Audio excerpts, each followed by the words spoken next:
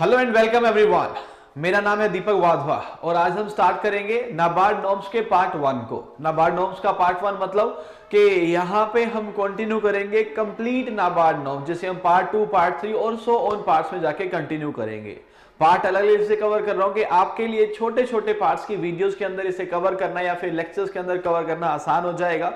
मैं लेक्चर को स्टार्ट करता हूं, एक मुझे कंफर्मेशन दे दीजिए अगर मेरा ऑडियो आपके लिए ऑडिबल और मेरा वीडियो जो विजिबल है, तो जस्ट राइट यस और नो। उसके बाद कंटिन्यू करते हैं नाबार्ड नॉर्म्स के बारे में। नाबार्ड नॉर्म्स का नाम आप सब लोगों ने सुना होगा और आपने ऐसा भी एक्सपीरियंस किया होगा कि आपके एग्जाम्स में अच्छे खासे नंबर ऑफ क्वेश्चन जो है वो इस पोर्शन से पूछे जाते हैं। तो चलिए स्टार्ट करते हैं सेशन को। तो करना, परेशान हो गए हम लोग 2.5 साल से, ये भी परेशान हो गए, हम भी परेशान हो गए, करो फिर। तो सबसे पहले तो नाबार्ड की बात करेंगे, बिकॉज नॉर्म्स हम पढ़ने वाले हैं नाबार्ड के।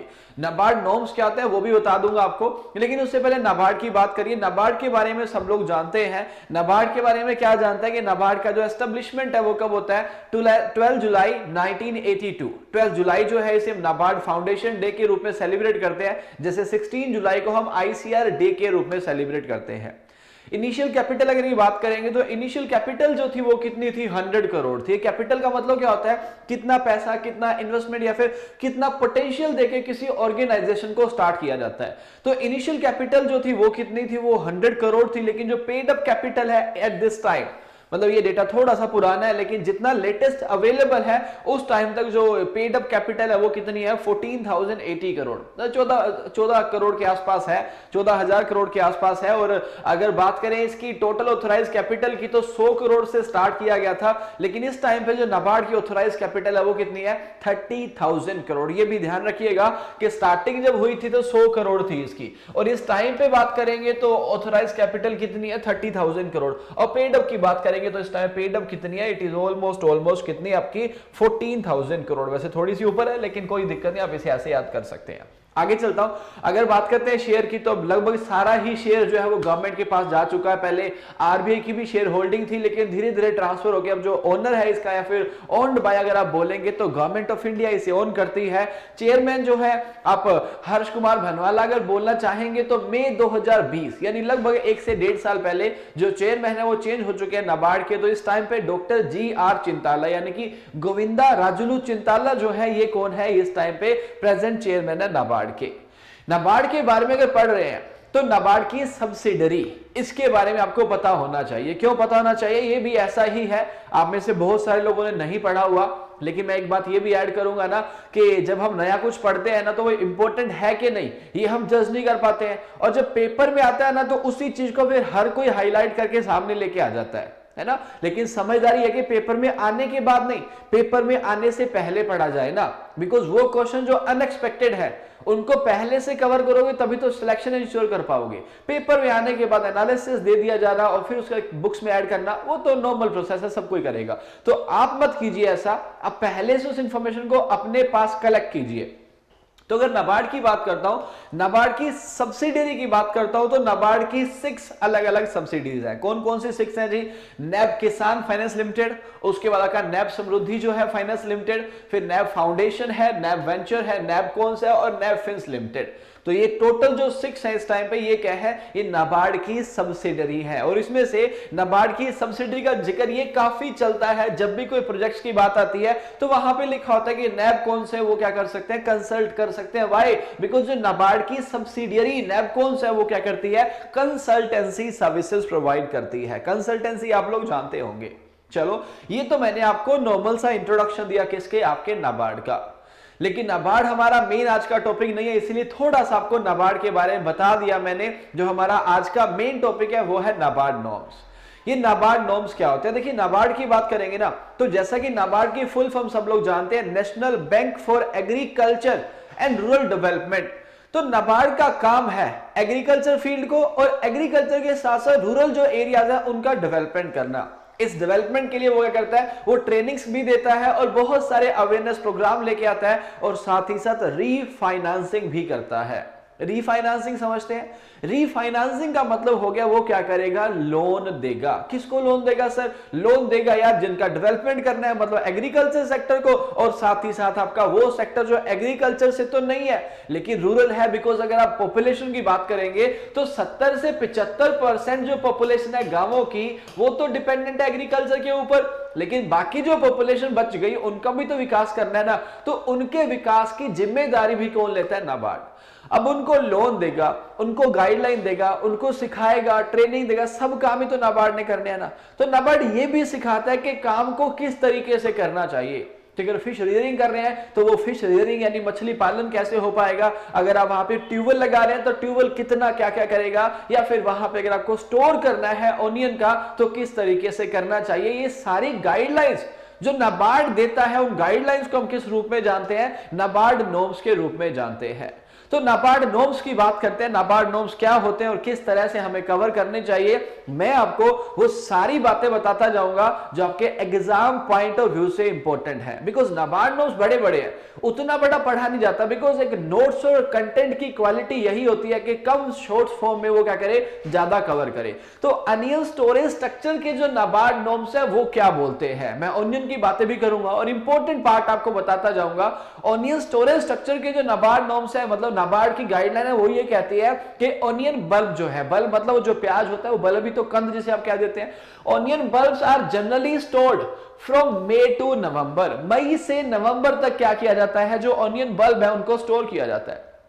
अब ये आपको ध्यान रखना पड़ेगा, storage temperature should be 30 degree centigrade. ये इंपॉर्टेंट है सर, है ना, क्योंकि स्टोरेज के अंदर टेम्परेचर तो कम भी किया जाता है, लेकिन ये ओनियन है ना, तो इसको स्टोर करने के लिए जो टेम्परेचर आप रखेंगे आपके स्टोरेज हाउस का वो होगा 30 डिग्री। साथ ही साथ आपको RH यानी कि रिलेटिव ह्यूमिडिटी का भी ध्यान रखना पड़ेगा।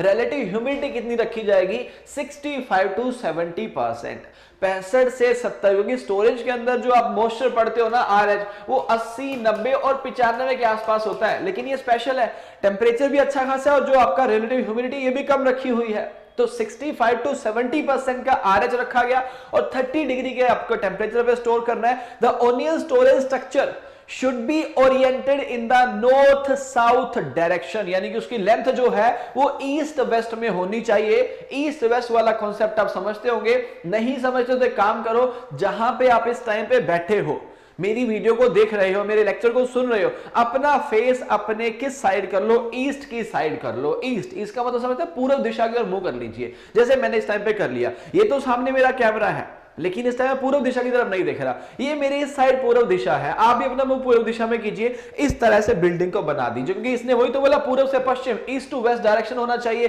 तो इस तरीके से आपने क्या कर दिया, उसकी डायरेक्शन रख ली। तो ओरिएंटेशन जो है ये ध्यान रखिएगा, ओरिएंटेशन नॉर्थ साउथ डायरेक्शन का, और जो फेसिंग है वो कैसे दे दिया आपने?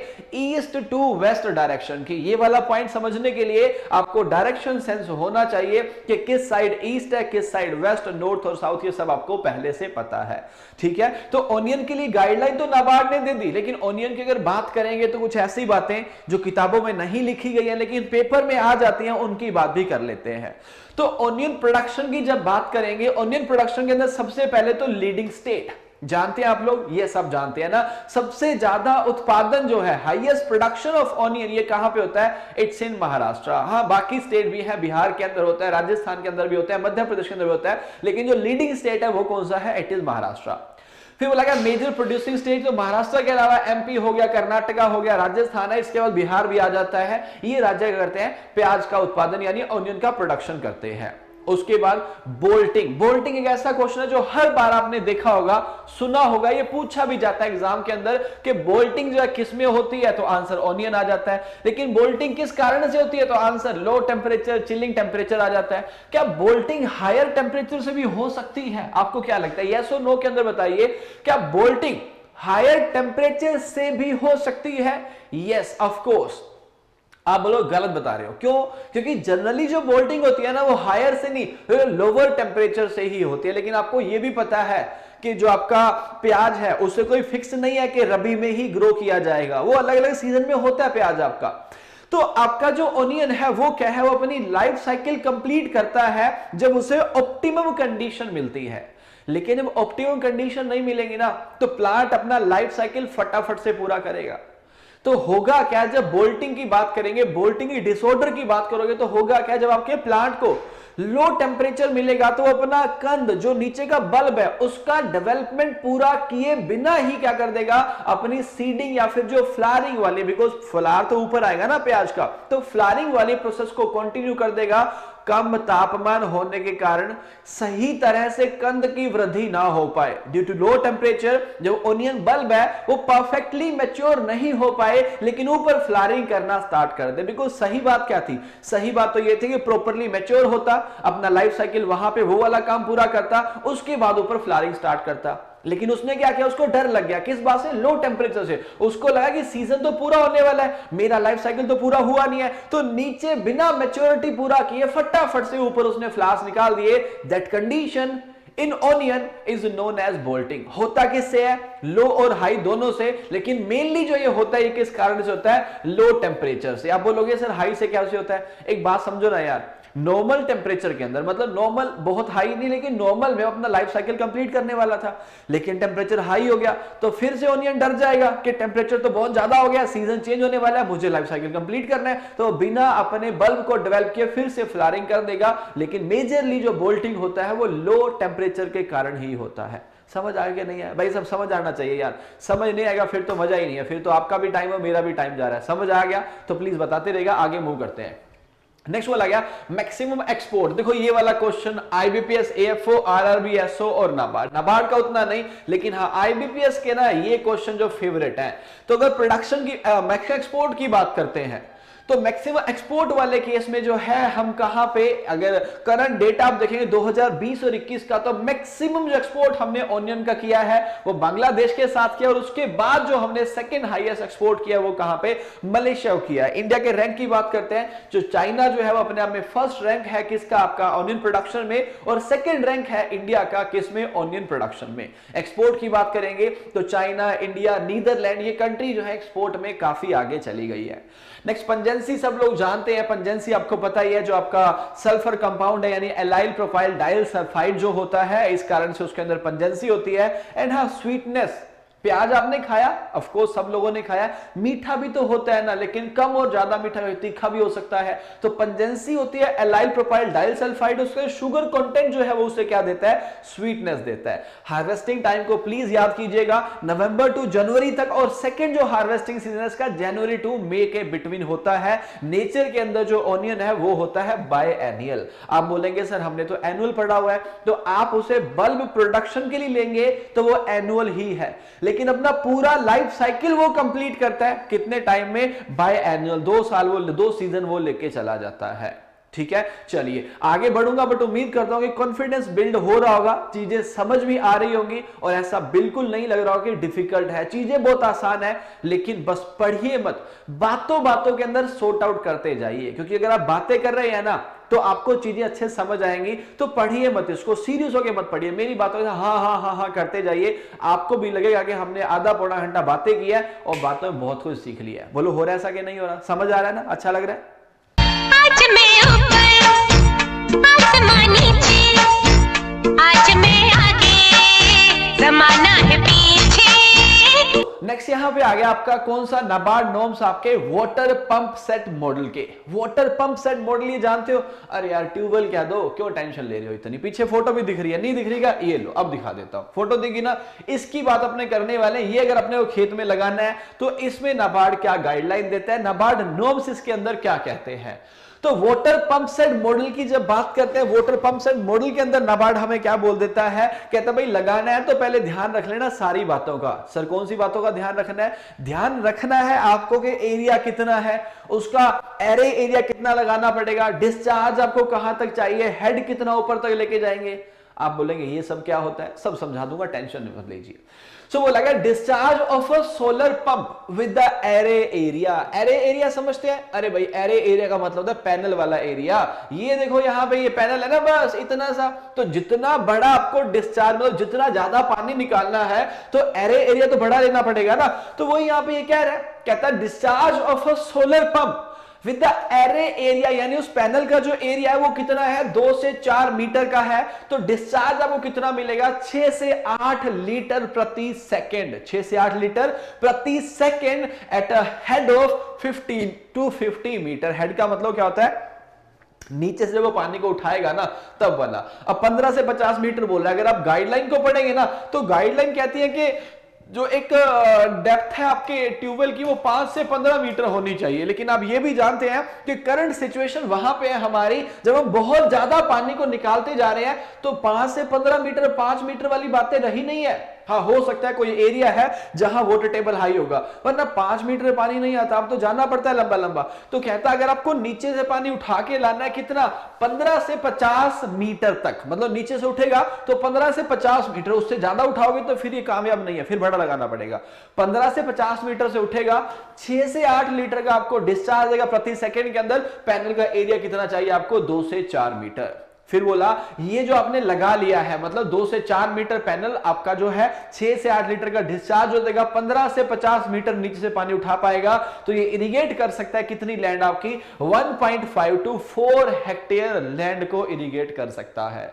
छोटा सा क्वेश्चन पूछता हूं, जल्दी से कमेंट्स के अंदर बताइए, अगर आपके पास 4 हेक्टेयर जमीन हो तो एकड़ में कितनी हो जाएगी। 4 हेक्टेयर अगर आपके पास है तो एकड़ में जरा कन्वर्ट कर दीजिए और बता दीजिए कि एकड़ में कन्वर्ट करने पर 4 हेक्टेयर कितने हो जाते हैं। बिल्कुल आप सबके सब लोग समझदार लोग हैं और सभी सही बता रहे हैं। यहां पे जो राइट आंसर आएगा, क्योंकि 1 हेक्टेयर की बात करता हूं तो उसके अंदर 2.47 एकड़ होते हैं, लगभग इसे 2.5 मान लोगे तो 4 का गुणा आपने 2.5 से कर दिया और सही उत्तर सब लोगों ने बता दिया, 10 एकड़ आ जाएगा।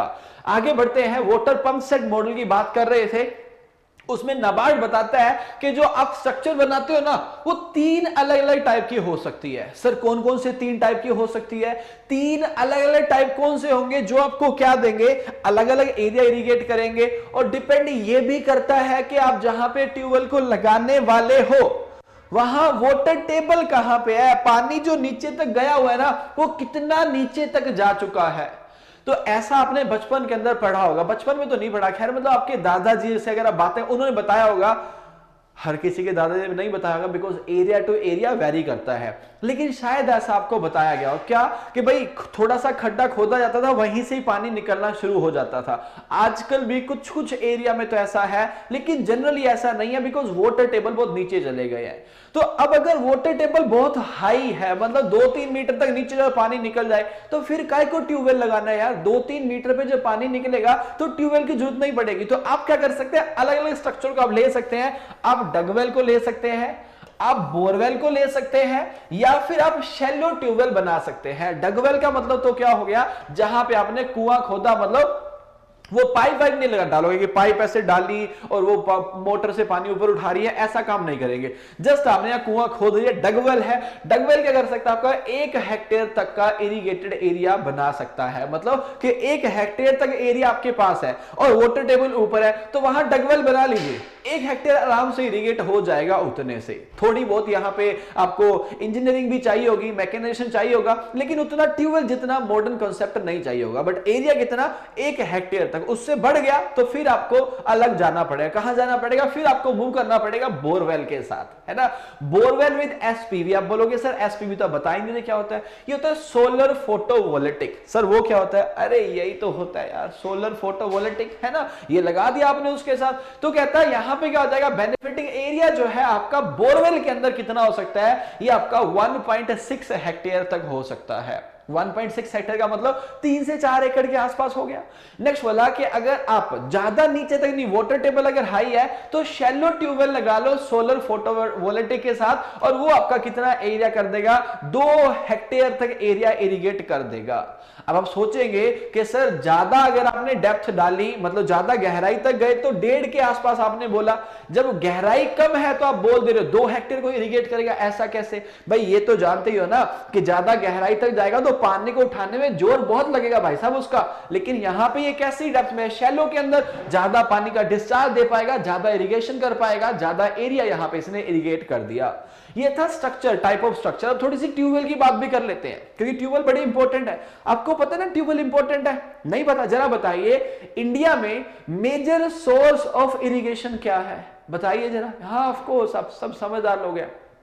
कैनाल मत लिखिएगा, क्योंकि मैंने इंडिया की बात करी, किसी स्टेट का नाम नहीं ले रहा हूं। तो कैनाल सेकंड हाईएस्ट पे आती है। मेजर जो एरिया है, जबकि आप अगर 1965 ग्रीन रेवोल्यूशन में जाएंगे ना, तो तब से ही जो मेजर आपका सोर्स है वो ट्यूबवेल में कन्वर्ट होने लग गया था। बिकॉज नहरें एक ऐसा प्रोजेक्ट है जिसे गवर्नमेंट चलाती है और लंबा टाइम लेके जाती है। ट्यूबवेल एक ऐसा प्रोजेक्ट है जिसे इंडिविजुअल बंदा चलाता है और एकदम से पूरा हो जाता है। 2, 4, 5, 10 दिन के अंदर ट्यूबवेल लगाया जा सकता है, कौन सी बड़ी बात है ना? तो ऐसा ही यहां पे है। ट्यूबवेल जो है वो मेजर सोर्स है, जैसा कि आप सब लोग बता रहे हैं, ट्यूबवेल मेजर सोर्स है इरिगेशन का। उसके अलावा सेकेंड हाईएस्ट जो आता है वो कौन सा आता है? आपका कैनाल्स आते हैं। अब जरा ट्यूबवेल के बारे में जानते हैं। बोला ट्यूबवेल जो है, tubewells take water from, tubewell से आप जो पानी निकालते हो ना नीचे से, ये कहां से पानी निकलता है? ये एक्वीफर से निकलता है। आईबीपीएस एएफओ 2018 या 19 ने क्वेश्चन भी पूछा हुआ है यहां से, है ना? किसी एग्जाम के अंदर पूछा गया है, तब से आप लोग इस वर्ड से काफी जानकार हो गए होंगे। एक्वीफर क्या होता है? एक्वीफर का मतलब क्या होता है? कुछ नहीं है। आप डेफिनेशन पढ़ेंगे ना, वो कन्फाइंड रोक्स, ये वही कंफ्यूजिंग मैटर होते हैं सारे। इसीलिए कहता हूं पढ़ाई नहीं, बातें, बातों बातों में सब पढ़ाई हो सकती है। क्या आपने एक्वीफर पढ़ा हुआ है? अगर आपको लगता है कि बातों बातों से पढ़ाई नहीं होती है, तो एक बार के लिए इस वीडियो को पॉज कर दो और जाओ गूगल पे, लिखो वहां पे व्हाट इज एक्वीफर और डेफिनेशन पढ़ के बता दो क्या समझ आया। डेमो लेके देख लो, 1 मिनट का काम है। ओके, अब अगर आपको पता है पहले से अच्छी बात है, नहीं तो आप पढ़ के आएंगे डेफिनेशन। अब जरा समझिए एक्वीफर क्या होता है। सीधी सी बात सर, आपने कुआं खोदना स्टार्ट करा है ना, आजकल मशीन्स आते हैं जो कुआं खोदती हैं। कुआं खोदना आपने स्टार्ट किया, आपने देखा कि अब क्या है, वहां पानी के साथ रेत भी आने लग गई है। पानी के साथ रेत आने का मतलब क्या होता है? आसपास के एरिया में वहां पे रेत है। आसपास के एरिया में कहां? जहां नीचे आप चले गए 100 फुट, 200 फीट, 300 फीट, जितना भी आप नीचे हो, वहां भी आसपास रेत आ गई। रेत आने की अच्छी बात होती है, क्यों? अब जो आसपास का पानी है ना, वो सीपेज होके उस गड्ढे के अंदर जमा होता रहेगा। तो आप क्या करते हो? पाइप के नीचे के एंड पे, जहां पे आपका पाइप जा रहा है, वो पहले वो स्टेनलेस स्टील का जाता था, आजकल पीवीसी मटेरियल को ज्यादा यूज किया जाता है। तो उसके नीचे आपने फिल्टर लगा दिया, एक फिल्टर के, बिकॉज मिट्टी भी जो है नीचे, अब वो वहां से निकालता रहेगा पानी। उस कुएं में से आपका पानी खत्म होगा तो सीपेज होके नया पानी वहां पे आता रहेगा, खत्म होगा नया पानी आता रहेगा। ये जो कुआं आपने बनाया है, दिस इज नोन एज, बताओ बातों बातों में पढ़ाई हो सकती है कि नहीं? यस, हो सकती है। सो एक्वीफर आपने उसे बोल दिया। अगला बोला गया डेप्थ ऑफ द वेल। तो डेप्थ जो है ना भाई साहब, वो डिपेंड करती है अकॉर्डिंग टू वाटर टेबल। अगर आप ऑर्डिनरी वेल की बात करेंगे ना, तो भाई 3 से 5 मीटर की हाइट डेप्थ मानी जाती है और अप टू 15 मीटर। लेकिन मैंने पहले ही बताया था, जब वो नाबार्ड कह रहा है 15 से 50, तो गलत थोड़ी कह रहा है। तो ऑर्डिनरी डेप्थ इतनी मानी जाती है 3 से 5 मीटर से अप टू 15 मीटर तक। लेकिन वाटर टेबल लो होने के कारण आजकल हम काफी नीचे जाते जा रहे हैं। टाइप ऑफ वेल की बात है, कुएं के प्रकार की बात करेंगे तो कच्चा कुआं हो सकता है, पक्का भी हो सकता है और ट्यूबवेल भी हो सकता है। ट्यूब वेल का मतलब क्या होता है कि वेल के अंदर ट्यूब आपने डाल दी है, पीवीसी ट्यूबिंग, उससे वो पानी निकालेगा। पक्का कुआं जो होता है, जब गहराई ज्यादा होती है तो पक्का बनाया जाता है। कच्चा कुआं जो ज्यादा गहराई में काम नहीं देता, फिर वो कम गहराई के अंदर तो काम आ सकता है, लेकिन गहराई ज्यादा हुई तो या तो पक्का कुआं बनाइए या फिर उसे कैसा बनाया जाएगा? ट्यूब वेल बनाया जाएगा। उसके बाद फर्स्ट ट्यूबवेल जो था वो कब आया था इंडिया के अंदर? यूपी के अंदर आया था 1930 के अंदर। यूपी की बात करें तो यूपी वो स्टेट है जिसके पास क्या है? Largest number of tubewell in the country. सबसे पहला भी वहां पे आया, सबसे ज्यादा ट्यूबवेल भी कहां पे है? यूपी के अंदर। Uttar Pradesh has the largest area under well irrigation. ये भी ध्यान रखिएगा, सबसे ज्यादा एरिया वेल इरिगेशन वो भी कहां पे है? उत्तर प्रदेश के अंदर। And major source of irrigation की बात करेंगे तो भाई उत्तर प्रदेश के अंदर तो सबसे ज्यादा एरिया है ना। मेजर सोर्स ऑफ इरिगेशन की बात करेंगे तो जो मेजर सोर्स है इरिगेशन का वो भी कौन है? आपका ट्यूबवेल ही है। सेकंड हाईएस्ट जो है वो कौन है? आपका कैनाल्स। आगे चलेंगे, यहां तक उम्मीद करता हूं आप सब कुछ समझ पा रहे होंगे। समझ पा रहे हैं? आगे चला जाए, मजा आ रहा है कि नहीं आ रहा? मजा आया, और मैं ये जो मजा है हिंदुस्तान के हर व्यक्ति को देना चाहता हूं। क्या? ओके, सो आगे मूव करते हैं, नेक्स्ट बात करते हैं कंपोजिट फिश कल्चर की। मैंने आपको नाबार्ड नॉर्म्स के 2 पार्ट कवर किए। नाबार्ड ओनियन स्टोरेज के लिए क्या बोलता है और ट्यूबवेल के लिए जो नाबार्ड की गाइडलाइन है वो क्या बोलती है। आगे चलेंगे, ये उससे भी कहीं ज्यादा इंपॉर्टेंट पार्ट है, बिकॉज फिशरीज से आपने देखा होगा आजकल काफी क्वेश्चन पूछे जाते हैं। तो फिश कल्चर की जब बात करें, कंपोजिट फिश कल्चर की जब बात करेंगे तो इसके बारे में नाबार्ड क्या कहता है? नाबार्ड कहता है कि वाटर डेप्थ कितनी, 2 metres, water depth of 2 metres can be use for the fish culture purpose and minimum level should not fall below 1 metre. तो ध्यान रखिएगा, जो वाटर लेवल है मछलियों के लिए वो 2 मीटर का होना चाहिए, लेकिन कम से कम कितना होना चाहिए? 1 मीटर। अब क्वेश्चन किस हिसाब से पूछेगा उस हिसाब से उत्तर देना। होना चाहिए 2 मीटर, लेकिन मिनिमम बोल दे तो फिर कितना होना चाहिए? 1 मीटर। अगला बोला गया, the pond will be ready for the stocking after 15 days of application of fertiliser, है ना। पॉन्ड जो है वो स्टॉकिंग के लिए रेडी हो जाएगा, मतलब मछलियां आपको उसमें डालनी है ना, तो मछलियां डालने के लिए रेडी है कितने दिन बाद? 15 दिन के बाद, जब आपने उसमें फर्टिलाइजर डाल दिया है। अब कुछ लोगों के माइंड में आ रहा है, सर ये क्या काम कर दिया आपने, पॉन्ड में फर्टिलाइजर क्यों डाल दिया? देखिए, मछलियां जो होती हैं वो छोटे मोटे जीव जंतु और छोटे मोटे जो प्लांट्स हैं उसके अंदर उसे खाएंगी। तो हर्बीवोरस होती हैं, फाइटोप्लैंक्टन होती हैं, या फिर वो आपकी क्या होती है? जू प्लैंक्टन भी होती है।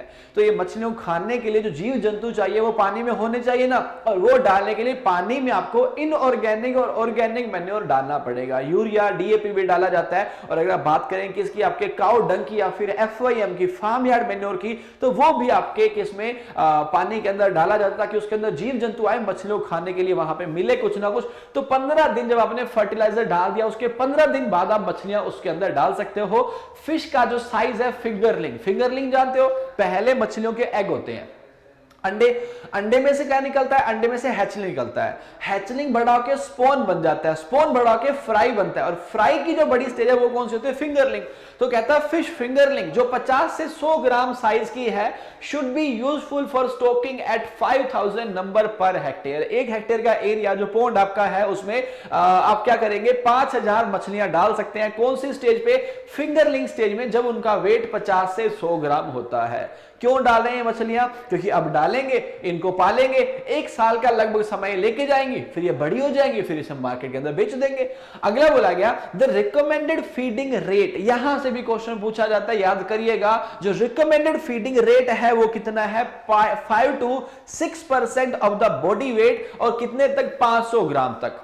जब तक आपकी फिश 500 ग्राम की नहीं है, उसके बाद रेट को कम कर दो, मतलब फीड कम कर दो, 3.5% दो उसके बॉडी वेट का, फ्रॉम 500 to 1000 ग्राम साइज। जो 500 से 1000 ग्राम हो गया तो 3.5% दो, और जब 500 ग्राम से छोटी है तो उसके बॉडी वेट का 5 से 6% आपको देना है। नेक्स्ट आ गया स्पीशीज एंड फीडिंग हैबिट। आपकी जो मछलियां होती हैं और उन मछलियों की जो खाने की आदत होती है वो कैसी होती है उसको भी देख लेते हैं। तो यहां पे देखिए फीडिंग हैबिट के अंदर अलग अलग मछलियों के नाम आपको दिख रहे हैं, ऊपर इंडियन है और नीचे विदेशी यानी एक्सोटिक कार्प आपकी है।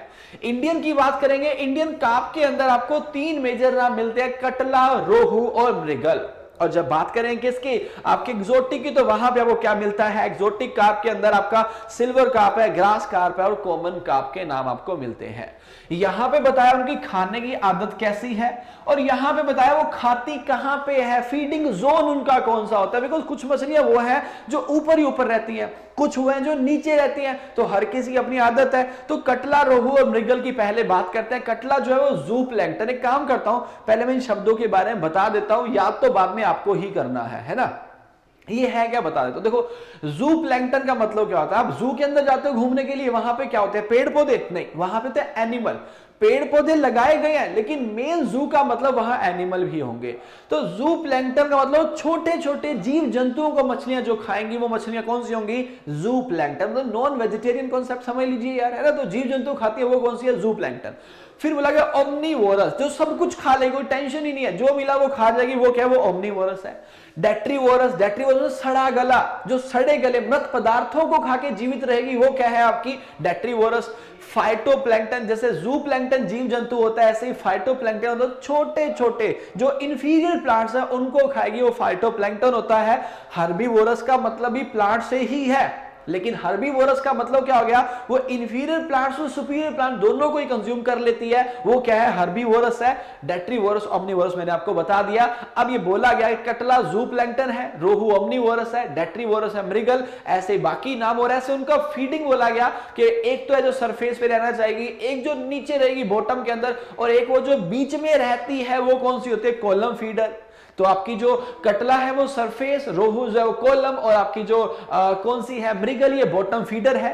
इसी तरह से एक नाम और लिखा गया मार्जिनल एरिया। मार्जिनल का मतलब क्या होता है, वो किनारे वाले, कीचड़ जैसी जहां पानी ज्यादा नहीं होता, थोड़ा ही पानी होता है, वहां रहना जो पसंद करेंगे। तो मार्जिनल एरिया के अंदर कौन रहती है, आपकी ग्रास कार। तो ऐसे ही यहां पे फीडिंग जोन और फीडिंग हैबिट लिखी गई है, आप लोगों ने पढ़ लिया होगा। स्क्रीनशॉट लीजिए या फिर वीडियो के अंदर है नोट्स बना लीजिए, तो सबसे बेस्ट है, याद कीजिए, पेपर में ये पूछे जाते हैं। अब जरा फिशेस की हार्वेस्टिंग की बात कर लेते हैं। काटना नहीं है मछलियों को भाई साहब, निकालना है तालाब से, बिकॉज वो रेडी होगी ना मार्केट में बेचने के लिए। तो फिशेस की हार्वेस्टिंग की बात करते हैं तो बोला गया harvesting is generally done at the end of first year when the fishes attain average weight of 800 to 1.25 kg। 1 kilo के आसपास फिश का जो साइज है वो सही माना जाता है। बोलेंगे सर इतनी बड़ी मछली तो हमने देखी नहीं है, मतलब जनरली मछलियों से छोटी और उससे बड़ी भी होती है। तो हम क्या करते हैं ना, फटाफट से पानी से निकाल लेते हैं। उनका जो सही वेट माना जाता है वो 1 किलो के आसपास या फिर 800 ग्राम से 1.25 किलो के आसपास माना जाता है। With proper management a production of 4 to 5 tonne, ये नाबार्ड बोलता है, याद करना पड़ेगा, 4 से 5 टन प्रति हेक्टेयर हम ले सकते हैं। कितने टाइम में, 1 साल के अंदर।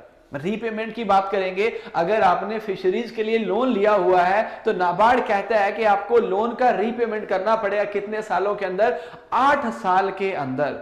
और आपको इसके अंदर क्या मिलेगा, 1 ईयर का मोराटोरियम पीरियड मिल जाएगा। मोराटोरियम का मतलब क्या होता है, अगर आज आपने लोन ले लिया 10 लाख रुपए का, तो 1 ईयर का मोराटोरियम मिला, इसका मतलब क्या हो गया, 1 साल तक तो कुछ भी पे नहीं करना पड़ेगा, लेकिन दूसरे साल से आपकी जो इंस्टॉलमेंट्स हैं, जो किस्तें हैं, वो क्या हो जाएंगी, वो स्टार्ट हो जाएंगी। तो ग्रेस पीरियड या मोराटोरियम पीरियड का मतलब यही है कि जब आपको पैसा नहीं देना पड़ता, लेकिन उसके बाद से इंस्टॉलमेंट स्टार्ट हो गई है, तो 8 साल के अंदर जाके पूरा लोन आपको वापस कर देना पड़ेगा। जो सब्सिडीज है, ये आपको सब्सिडीज ध्यान से पढ़नी पड़ेंगी। यहां पे एनएफडीबी की है, आपका जो एनएफडीबी की सब्सिडीज है, ये कौन सी है, ये आपकी जो ब्लू रेवोल्यूशन स्कीम है वो वाली है, लेकिन अलग से सब्सिडी दी जाती है। तो आपको सब्सिडी हर स्कीम जो आपकी प्रधानमंत्री मत्स्य संपदा योजना है उसके अनुसार भी याद करनी पड़ेगी। करवा मैं दूंगा, लेकिन करने की जिम्मेदारी तो आपकी ही है ना। तो सब्सिडी फिशेज के लिए वो 40 और 60% की है as per the guideline of blue revolution scheme. इसको मैं करंट अफेयर्स के अंदर पढ़ा दूंगा कि ब्लू रेवोल्यूशन स्कीम क्या है और प्रधानमंत्री मत्स्य संपदा क्या है। मछलियों की बात कर रहे हैं तो जरा फिशेज के कोल्ड स्टोरेज की बात भी कर लेते हैं कि मछलियां पाल तो ली है, निकाल भी लिया है, लेकिन जो कोल्ड स्टोरेज के अंदर स्टोर किया जाता है वो कहां पे, क्योंकि आपने देखा होगा जब मछली बिकने के लिए आती है, छोटे मोटे वेंडर्स देखो तो अलग बात है, बट अगर आप बड़े शॉपिंग कॉम्प्लेक्स में जाएंगे ना तो वहां पे उनको बर्फ के अंदर रखा जाता है। क्यों, उसकी क्वालिटी को मेंटेन करने के लिए उसे बर्फ में रखना बहुत जरूरी है, वरना उसकी क्वालिटी बेकार हो जाएगी। तो बोला गया जो फिश है फ्रोजन फिश, क्योंकि आपको यह भी पता होगा जब उसे मछली को निकाला जाता है ना तालाब से, तो मछली को मार दिया जाता है। आप बोले मार देते हैं, नहीं सर जिंदा निकालते हैं। देखो वो जिंदा जो है ना नदियों में से या समुद्रों में से निकालते हैं, बिकॉज उसके अंदर किया नहीं, लेकिन अगर पोंड आपके पास है ना तो वहां पहले मारा जाता है। अगर आपको पता हो तो मुझे बताओ क्या यूज किया जाता है सबसे ज्यादा मछलियों को मारने के लिए। अगर आप नहीं बताएंगे मैं आपको आगे जाके बता दूंगा, कमेंट्स के अंदर लिखिए अगर आप जानते हैं। मछलियों को मारने के लिए कुछ ऐसा बताइए जो हमें तो नुकसान ना करे, लेकिन उसको डालने से सारी मछलियां मर जाए। बिकॉज आप जो कंज्यूम करोगे ना वो जिंदा मछली तो करोगे नहीं, तो उनको पहले मारा जाता है, फिर उसे बाद में कंजप्शन पर्पस के लिए मार्केट में बेचा जाता है। अब आप मुझे आंसर बताइए, नहीं तो मैं आपको आगे बताता हूं। तो बोला फ्रोजन फिश जो है उसको स्टोर कीजिए कौन से टेम्परेचर पे, याद रखिएगा -23 डिग्री सेंटीग्रेड या फिर उससे भी कम टेम्परेचर पे, to maintain a long shelf life and ensure quality. Fish are therefore normally stored at कहां पे, 18 डिग्री, -18 से -29, -18 to -29 डिग्री पे स्टोर करते हैं, resulting in a variable shelf life ranging from a few week to almost 1 year. कुछ हफ्तों से 1 साल तक उसे रखा जा सकता है। जो आपका इंटरनेशनल इंस्टीट्यूट है किसका, रेफ्रिजरेशन का, वो रिकमेंड करता है आपको स्टोरेज टेम्परेचर रखना है किसके लिए, -18 डिग्री सेंटीग्रेड, किसके लिए, लीन फिशेज के लिए। लीन फिशेज जानते हो क्या होता है, लीन वर्ड जानते हैं, एकदम स्लिम ट्रिम है ना, लीन वर्ड वैसे भी यूज किया जाता है, पता है कैसे यूज करते हैं? Right now देखो मुझे वेट ना इतनी कराओ, लक तेरा लीन बात तेरी मीन, डाइटिंग पे है तो क्यों खाती भाव, और दस कितनी तारीफ चाहिए तेनू। मतलब लीन जो बिल्कुल स्लिम है उसके लिए लीन वर्ड यूज कर लिया जाता है ना। तो ऐसे ही जो पतली मछली है, मतलब जिसने अपना बॉडी फिगर काफी मेंटेन करा हुआ है, उसके लिए कितना रखिए -18 डिग्री। और जो आपकी क्या है सच एज कोड और जो हेडकोक एंड जो आपकी फैटी स्पीशीज है जो मोटी है काफी है ना, उसके लिए -24 degree centigrade for fatty species such as herring and mackerel. तो -18 रखो जो लीन फिशेज है और थोड़ी मोटी है फैटी है, तो उनके लिए -24 आपको रखना पड़ेगा। मतलब मोटी फैटी ऐसे मत लेना, मछली ऐसे मोटी नहीं होगी, समझाने के लिए बोल रहा था मैं। नेक्स्ट बोला कैपेसिटी ऑफ कोल्ड स्टोर जो है नॉर्मली रेंजिंग बिटवीन 1000 MT या फिर आपका 10,000 MT मीट्रिक टन के अंदर क्या होगा उनका स्टोरेज हो जाएगा। आगे चलता हूं, इंटेंसिव फिश कल्चर के नाबार्ड कहता है कि एवरेज प्रोडक्टिविटी जो है पॉन्ड से एट प्रेजेंट जो निकल रही है वो कितनी है आपका 2160 kg per hectare per year. इसको क्विंटल में कन्वर्ट करना भी आपको आता ही होगा क्योंकि यहां पे किलोग्राम बोला गया है। आपका जो क्विंटल है उसके अंदर 100 किलोग्राम होते हैं, तो कन्वर्ट करना भी सीखिएगा बिकॉज पेपर आपसे क्विंटल के अंदर पूछ सकता है। कैपिटल कॉस्ट जो है किसके लिए, एक प्रोजेक्ट चलाने के लिए, for the excavation of 1 hectare pond, 1 hectare pond के लिए जो खर्चा आता है नाबार्ड कहता है कि 3 लाख के आसपास खर्चा आ जाता है, 3,02,500 लिखा हुआ है। एंड जो रेकरिंग कॉस्ट है वो कितना 2,90,000 के आसपास। मैं ये 2,90,000 क्यों बोल रहा हूं, क्योंकि आपको रट्टा नहीं मारनी है चीजें, आपको एस्टिमेशन लेके चलना है। तो वो कहता है कि भाई 1 हेक्टेयर के पॉन्ड में 3 लाख का खर्चा आता है, 2,90,000 के आसपास आपका रिपीटिंग को जो बार बार होता रहेगा वो आता है। और ऑर्गेनिक मैन्योरिंग आपको देनी होती है कितनी, मंथली इंस्टॉलमेंट 1000 kg पर हेक्टेयर। 1 हेक्टेयर का है तो उसमें 1000 किलोग्राम आपको क्या देना पड़ेगा, मैन्योरिंग देनी पड़ेगी। क्यों मैन्योरिंग देनी पड़ेगी, ताकि वहां पे क्या बना रहे, वहां पे जीव जंतु और पेड़ पौधे बने रहे, जो फाइटोप्लैंक्टन है उनको भी खाने के लिए मिलता रहे, जो जू प्लैंक्टन है उनको मिलता रहे, जो डेट्रीवोरस है उनको भी मिलता रहे।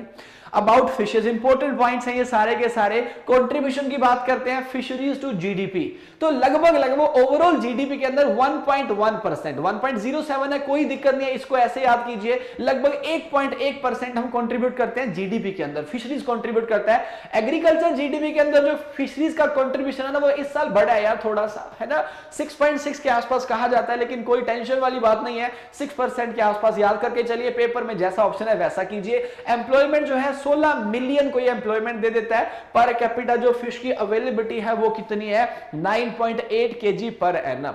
अच्छा, पर कैपिटा फिश की बात चल रही है तो जरा आप मुझे बता दो पर कैपिटा मीट कंजप्शन कितना होना चाहिए as per the recommendation of ICMR। क्या कहता है ICMR कि आपको एक साल में कितना मीट खाना चाहिए। ये मत कहना मैं तो वेजिटेरियन और नहीं खाऊंगा, मैं आपको खाने के लिए नहीं बोल रहा हूं, मैं रिकमेंडेशन पूछ रहा हूं कितनी है, जरा आंसर लिख दीजिए, नहीं तो मैं आपको बता देता हूं। आप सारे लोग अलग अलग आंसर लिख रहे हैं, जो राइट आंसर है यहाँ पे 11 किसी ने लिखा है तो सही माना जाएगा। वैसे एग्जैक्ट जो रिकमेंडेशन वो 10.8 की है, 10.8 यानी लगभग 11 किलो एक साल के अंदर खा लेना चाहिए, ऐसा ICMR कहता है। इंडिया के अंदर पहले 45 दिन का फिशिंग बैन होता था, लेकिन 2017 के बाद उस बैन को बढ़ा के 61 डेज का कर दिया गया। तो याद रखिएगा 61 days annual fishing ban would come into force from April 15 to June 14। Area wise आपका वेस्टर्न कोस्ट ईस्टर्न कोस्ट थोड़ा चेंज हो सकता है, लेकिन ये पक्का है 61 डेज का फिशिंग बैन लगाया जाता है। अगर आप जानते हैं फिशिंग बैन क्यों लगाते हैं तो मुझे कमेंट्स में लिख के बताइएगा नीचे कि फिशिंग बैन जो है इंडिया में वो क्यों किया जाता है, फिशिंग बैन का रीजन क्या होता है। आप बिल्कुल सही बात लिखेंगे, फिशिंग बैन क्यों करते हैं, बिकॉज ये मछलियों का ब्रीडिंग पीरियड होता है, ब्रीडिंग सीजन होता है, तो छोटी छोटी मछलियों को ना निकाल लिया जाए, वो ब्रीड करके बड़ी होंगी, इसलिए लगभग 2 महीने का बैन वहां पे लगा दिया जाता है। ऑयल केक जो है यूज टू किल फिशेज, मछलियां मारने के लिए महुआ ऑयल केक को हम यूज करते हैं, सबसे ज्यादा ये यूज किया जाता है। जो मैंने आपसे क्वेश्चन पूछा था, India is the 3rd largest fish producing country, 2nd largest थी लेकिन अब 3rd लार्जेस्ट ये हो गई है। India is the 3rd largest fish producing country and the 2nd largest aquaculture fish producer in the world. Aquaculture में 2nd, fish में हमारा 3rd रैंक है। EEZ exclusive economic zone. हमारा EEZ का मतलब क्या होता है, जो इंटरनेशनली हमारे समझौते होते हैं, जो एग्रीमेंट्स होते हैं, उसके अकॉर्डिंग EEZ बनाया जाता है। ये इतना एरिया है, ये भारत का आएगा समुद्र का, एक ओशन होता है, एक समुद्र, एक सी होता है ना। ओशन मतलब जो बड़ा होता है, सी मतलब जो उसका पार्ट होता है। तो भाई ये इंडिया का पार्ट है, इसके बाद चाइना का पार्ट है। तो ऐसे इंटरनेशनली पहले हमारे समझौते होते हैं। तो हमारे पास जो है वो 2.02 यानी लगभग 2 मिलियन स्क्वायर किलोमीटर का एक्सक्लूसिव इकोनॉमिक जोन है। कॉन्टिनेंटल शेल्फ एरिया का मतलब क्या होता है, जो आपके समुद्रों के आसपास के एरिया है, लेकिन वहां समुद्र वाला पानी आ रहा है, मतलब पानी में जलमग्न कह सकते हो, वो कॉन्टिनेंटल शेल्फ होती है। वो हमारे पास कितनी है, 5.3 लाख किलोमीटर है। कोस्ट लाइन हमारे पास 8,118 किलोमीटर है। सबसे ज्यादा मछलियों का जो उत्पादन है वो कौन करता है, आंध्र प्रदेश, लगभग 27%। आंध्र प्रदेश और उसका वेस्ट बंगाल जो है together produce about 41% of the countries total fish production. लेकिन ये तो फिश की बात कर रहे हैं ना, हाईएस्ट मरीन फिश प्रोडक्शन की बात करेंगे तो पहले गुजरात टॉप पे था, लेकिन इस साल गुजरात को पीछे छोड़ के तमिलनाडु टॉप पे आ गया है। मरीन फिश प्रोडक्शन सबसे ज्यादा कौन करता है इस टाइम पे, तमिलनाडु। और ओवरऑल फिश प्रोडक्शन कौन करता है, वो करता है आपका आंध्र प्रदेश। उम्मीद करता हूं लेक्चर आपको समझ आया होगा। लेक्चर आपके एग्जाम के लिए बहुत यूजफुल है, अच्छे से पढ़िएगा। अगली आपकी सीरीज के अंदर, अगले आपके पार्ट के अंदर फिर से आ जाऊंगा, लेकिन ये जरूर बताइएगा क्या कॉन्फिडेंस बूस्ट हो रहा है, क्या लग रहा है, समझ आ रहा है, कैसा लग रहा है कि बातों बातों से सब सॉर्ट आउट हो सकता है। अगर हो सकता है तो प्रॉमिस करता हूं अगले 5 से 10 दिनों के अंदर बहुत कुछ सिखा दूंगा, लेकिन पढ़ाऊंगा नहीं, बातों बातों में सब कुछ समझा दूंगा। तो मिलता हूं नेक्स्ट लेक्चर में। जय हिंद, जय भारत। आगे करता जा, बोल पे